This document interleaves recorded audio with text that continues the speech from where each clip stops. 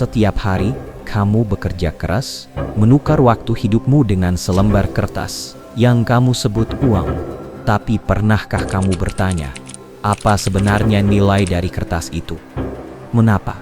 Dalam sekejap, gajimu bisa kehilangan separuh daya belinya tanpa kamu sadari. Dan yang lebih mengejutkan, sistem uang yang kita gunakan hari ini dibangun di atas janji kosong, utang, dan ilusi. Inilah kebenaran uang yang selama ini tidak pernah diajarkan kepada kita.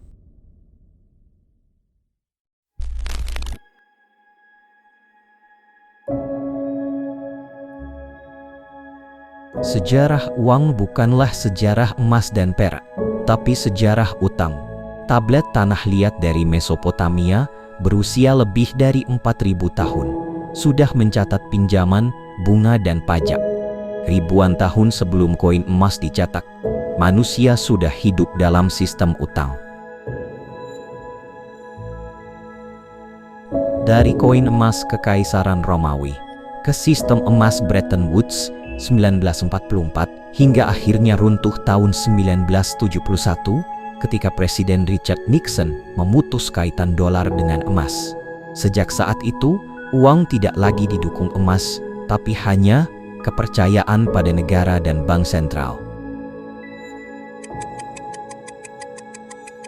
Mayoritas orang percaya bahwa uang tercipta ketika bank sentral mencetaknya, lalu mengedarkannya ke masyarakat. Tapi kenyataannya, lebih dari 90% uang tidak pernah dicetak. Ia lahir sebagai utang. Setiap kali kamu mengambil kredit rumah, setiap kali kartu kredit digesek, setiap kali perusahaan meminjam ke bank, uang baru diciptakan. Bukan dari emas, bukan dari tabungan orang lain, tapi dari angka digital yang muncul di layar komputer bank. Sistem ini disebut fractional reserve banking. Bayangkan kamu menyimpan 1 juta rupiah di bank. Bank tidak menyimpannya utuh. Mereka hanya menahan sebagian kecil, seringkali kurang dari 10% sebagai cadangan. Sisanya, mereka pinjamkan lagi untuk menciptakan uang baru. Artinya, uang berlipat ganda bukan karena nilai real, tapi karena utang yang bertumpuk. Ketika uang baru terus diciptakan lewat utang, daya beli uang lama melemah. Itulah inflasi. Dan seperti yang pernah dikatakan Milton Friedman, inflasi adalah pajak tanpa undang-undang. Pajak yang mencuri diam-diam dari setiap rupiah yang kamu simpan. Ketika krisis finansial 2008 mengguncang dunia, Bank Sentral meluncurkan apa yang disebut quantitative easing. Mereka membeli obligasi pemerintah, aset perusahaan, bahkan sekuritas hipotek dengan uang baru yang diciptakan secara digital. QE digambarkan sebagai upaya menyelamatkan ekonomi. Tapi pada kenyataannya, ia melipat gandakan harga aset, memperkaya segelintir orang, dan meninggalkan generasi muda dengan harga rumah yang mustahil dijangkau. Dan disinilah letak paradoks terbesar.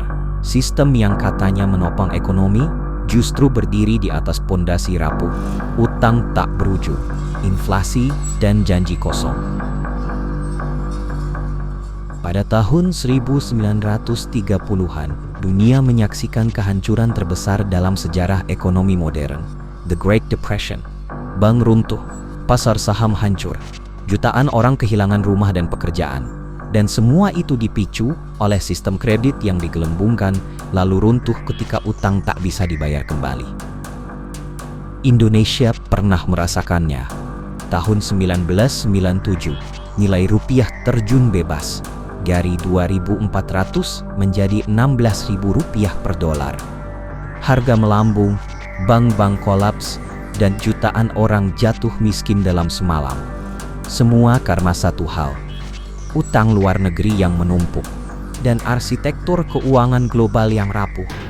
Uang yang kita anggap stabil, ternyata bisa hancur dalam hitungan hari. Tahun 2008, sistem perbankan global kembali runtuh. Lehman Brothers bangkrut. Ratusan bank lain ikut goyah. Dan jutaan keluarga di Amerika kehilangan rumah mereka akibat gelembung hipotek berbasis utang yang tak terkendali. Krisis ini menunjukkan bahwa uang bukan sekadar alat tukar. Ia adalah senjata yang ketika salah kelola menghancurkan kehidupan nyata. Dan hari ini kita kembali mengalaminya. Pandemi COVID-19 ditambah cetak uang masif lewat quantitative easing memicu inflasi global, harga pangan dan energi naik, daya beli masyarakat runtuh, dan seperti biasa, yang paling menderita bukanlah para miliarder, tapi rakyat kecil. Sejarah membuktikan, setiap krisis adalah gema dari satu pola yang sama. Sistem uang yang diciptakan dari utang akan selalu rapuh. Di abad ke-21, uang semakin kehilangan bentuk fisiknya. Hari ini, lebih dari 70% transaksi global tidak lagi menggunakan uang tunai, tapi angka digital di server bank. Uang telah berubah dari kertas menjadi data. Lalu muncullah Bitcoin, sebuah janji kebebasan finansial dari sistem berbasis utang. Tidak ada bank sentral, tidak ada kontrol pemerintah, hanya kode, blockchain, dan key pribadi. Tapi realitasnya, kripto menjadi ladang spekulasi.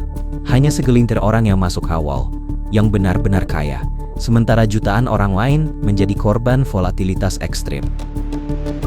Setelah pandemi 2020, bank sentral di seluruh dunia mencetak triliunan dolar baru melalui QE. Pemerintah menyebutnya stimulus, tapi mayoritas dana justru mengalir ke pasar saham, korporasi besar, dan investor elit. Rakyat kecil, mereka hanya mendapat sisa dalam bentuk inflasi. Dan kini sistem ini telah menciptakan tren baru, rentalisasi segalanya. Dari rumah, mobil, bahkan perangkat lunak, semua berubah menjadi model sewa. Masyarakat tidak lagi memiliki, mereka hanya menyewa. Inilah wajah modern dari utang, bukan hanya ke bank, tapi ke seluruh sistem. Dan disinilah kita berada hari ini, hidup di dunia di mana uang bukan lagi sekedar alat tukar. Ia adalah mekanisme kontrol yang perlahan mengatur hidup setiap orang. Kita diajarkan sejak kecil bahwa uang adalah alat untuk membeli barang, tapi jarang sekali ada yang memberitahu kita bahwa uang adalah sistem yang dibangun dari utang dan dikendalikan oleh segelintir institusi.